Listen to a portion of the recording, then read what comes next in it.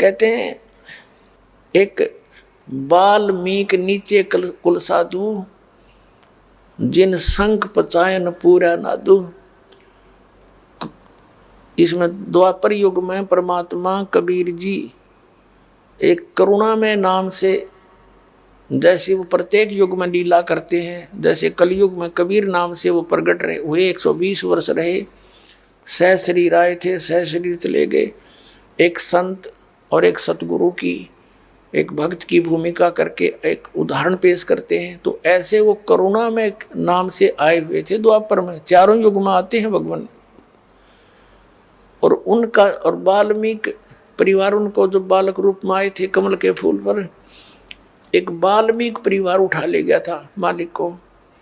वाल्मीकि के घर परवरिश हुई और एक वाल्मीकि ही दूसरा लड़का व्यक्ति उनका शिष्य हुआ, तो जो जिसका नाम सुदर्शन था, सुपथ सुदर्शन।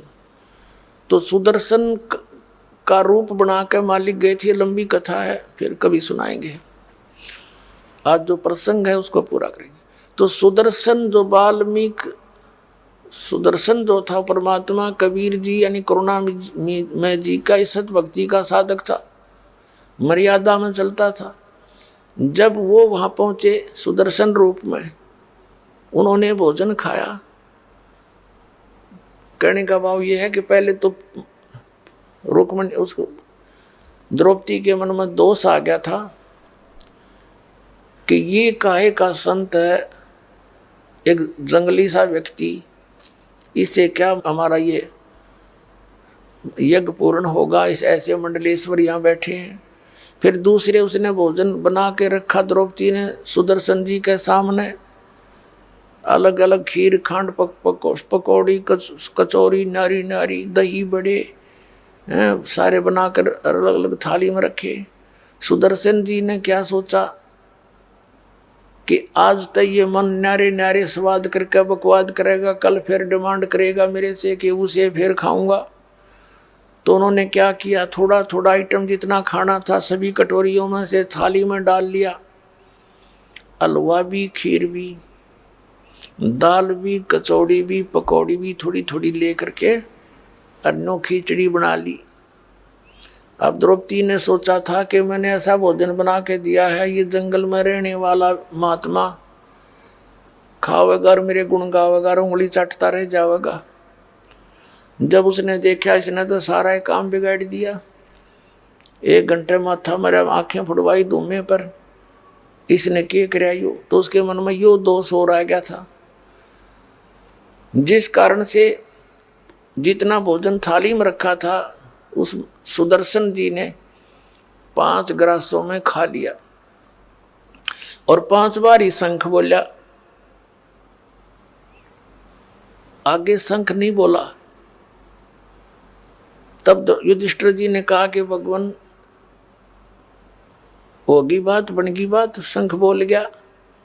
तब श्री कृष्ण जी ने कहा नहीं, शंख तो लगातार बोलना चाहिए था, ये रुकना नहीं चाहिए था घंटों तक, तब बात बनेगी। तब श्री कृष्ण जी से युधिष्ठिर जी ने कहा था कि हे भगवान और किसको लाओगे, अब कौन है। तब श्री कृष्ण जी ने कहा था इस वाल्मीकि के बाल समना ही तीनों लोक, ये इतना भक्ति युक्त है ये सुदर्शन, ये वाल्मीकि, इसके एक बाल के बराबर भी ये 3 लोक नहीं है। कोई त्रुटि अपने ही घर पे है युधिष्ठिर, कोई मन में दोष किसी प्राणी का है। श्री कृष्ण जी को मालूम था कि द्रौपदी नाक से कोड़े थी जब वो रोटी खावा था। द्रौपदी बुलाई और पूछा बहन साची बताना, आपने क्या सोचा जब महापुरुष जी ने खाना खाया, इसके बिना यज्ञ पूर्ण नहीं हो सकता, और तूने क्या समझ रखा ये कोई छोटी बात ना समझे।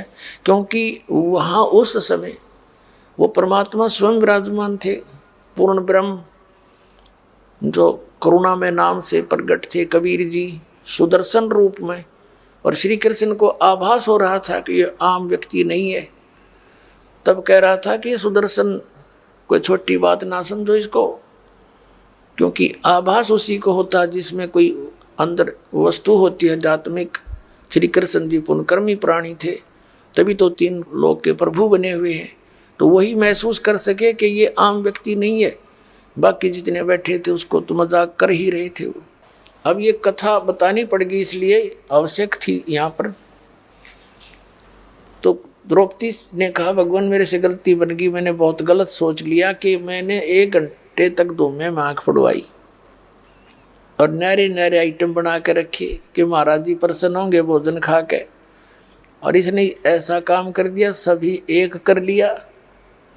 तो मुझे दुख हुआ इस बात का, और मन में ये दोष आ गया कि ये काहे का शंख बजाओगा, शूद्र का शूद्र ही रहा, इसने खान का भी ना पता।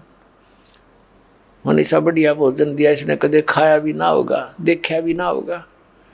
तब श्री कृष्ण कहने लगे कि द्रौपदी यह भीतरी कमजोरी है, तने ये सोच लिया कि इस महापुरुष को मनीषा भोजन खिला दिया, ये तो तुम्हें खिला रहे भोजन, इसने तो एहसान कर दिया तेरे ऊपर, तेरे घर का टूक तोड़ लिया कि ये तेरा तो उद्धार करने आए थे, और तू क्या बकवास सोच बैठी। अपने आत्मा द्रौपदी बोली, जी गलती बढ़ गई है कि माफी मांगे, और चरण धोकर पीस के सद समेत रेत के पैरों के देख पाप और इकट्ठा कर लिया। संत के बारे में ऐसी गलत सोच रखना भी पाप के भागी होते हैं। द्रौपदी लाई पात्र ठाकर, कोई प्रांत तांसड़ा लेकर आई, लोटा पानी का, संत के चरण धोए, वापस लोटे में डाल लिया और आधा पी लिया द्रौपदी ने। जब श्री कृष्ण जी ने कहा कि आधा मुझे भी दे दे बहन, इसे महापुरुष का चरणामृत भागा करके मिलता है बड़े भाग्य वाले को। आधा श्री कृष्ण ने पिया। तब कहते वो शंख बजा था और पूरी पृथ्वी पर आवाज गई थी और सब वातावरण बदल गया था पूरी पृथ्वी का। सब वृक्षों पर बहार आ गई थी, फूल खिल गए थे। तब उनके वो 3 ताप कट्टे थे जो कबीर भगवान से, तुम कौन राम का जपते जापम ताते कटे ना तुम्हारे 3 तापम। तो वहाँ कहते हैं और ज्ञानो माया के पूता, ये जितने बैठे थे ये सर्व रिद्धि सिद्धि के पुजारी थे, जितने 33 करोड़ देवता, 88,000 ऋषि, 12 करोड़ ब्राह्मण, कहते हैं 12 कोट वेद के वक्ता और सुपच का शंख बजा रहे। तो कहने का भाव यह कि ये परमात्मा जो कह रहे हैं कि मन तू सुख के सागर बसरे, भाई और ना ऐसा ही असरे।